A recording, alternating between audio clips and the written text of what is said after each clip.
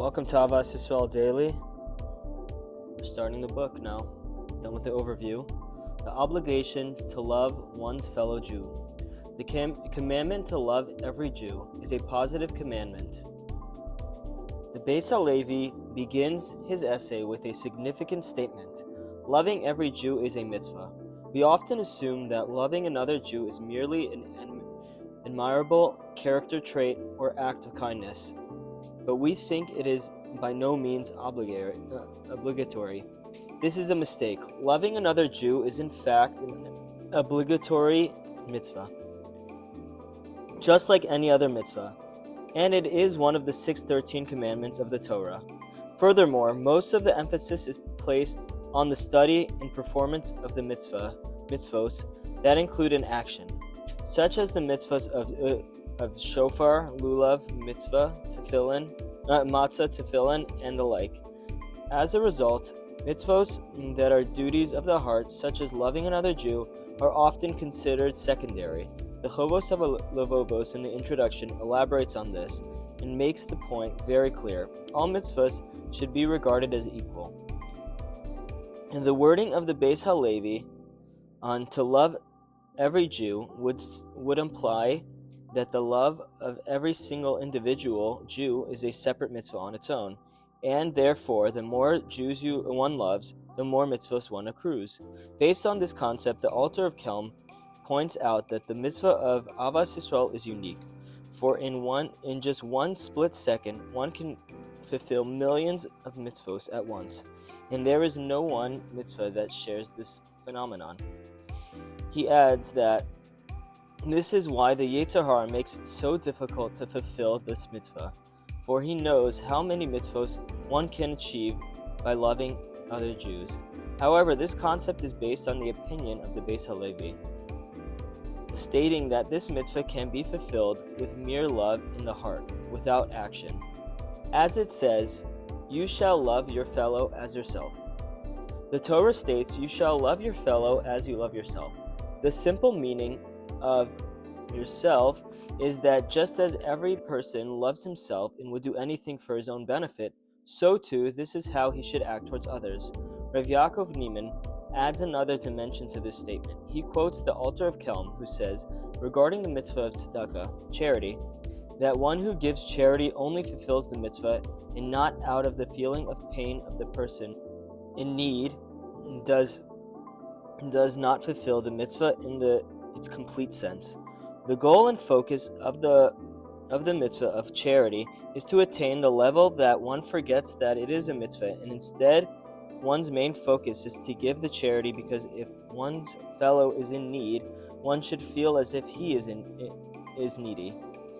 This is what love your fellow as yourself means. Just as one loves himself without the need for a commandment, so too one should love his fellow in the same fashion. In the chapter of the Madlikim, the second chapter of the tractate Shabbos 31a, the sages said, regarding this positive commandment, this principle encompasses all of the Torahs in its entirety. The Beis HaLevi refers to the Gemara Shabbos 31a that recounts the well-known incident of Hillel and a potential convert. A man who wishes to convert came before Shammai and asked to be taught the entire Torah while standing on one foot. Shammai immediately dismissed him. The man then came before Hillel with the same request.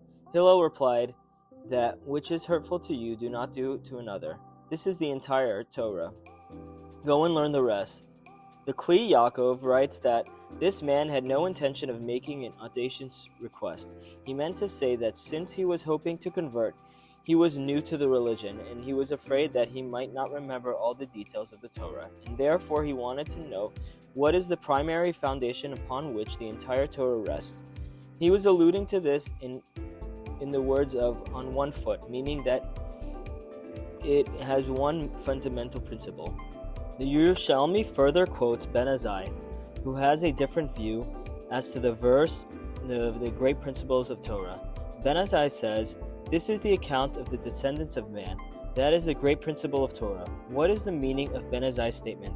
The Sefer HaMitzvos HaKatana explains that Ben Azai is actually referring to the end of the verse, which states, "Man was created in the image of Hashem." This, he says, is another reason that one must love his fellow Jew, since every Jew is in the image of Hashem. Although Rabbi Akiva had quoted the verse, "V'ahavta l'recha kamocha," Ben Azai says that this is not enough, for based on the wording of loving your fellow as yourself, one might think that if one does not care about for oneself in a certain area, he can treat another person in the same way. But that's wrong. Man was created in the likeness of Hashem. So forget about yourself and how you think and feel. Look at him the way he is and treat him with respect due to a likeness of Hashem. The Chida in the commentary of Sefer Hasidim adds that this concept is illicit in Hillel's response to the man who came before him.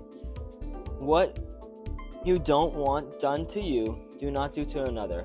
One must put oneself in that person's place. How would you feel based on the way he looks at matters? You know that if some actions bother you, you wouldn't want it done to you. So therefore, whatever that bothers him, don't do to him. Thinking this way causes us to break out of our egocentric behavior. We all tend to look at things through our own lens, but sometimes we must view things through the other person's lens and think about what his needs are.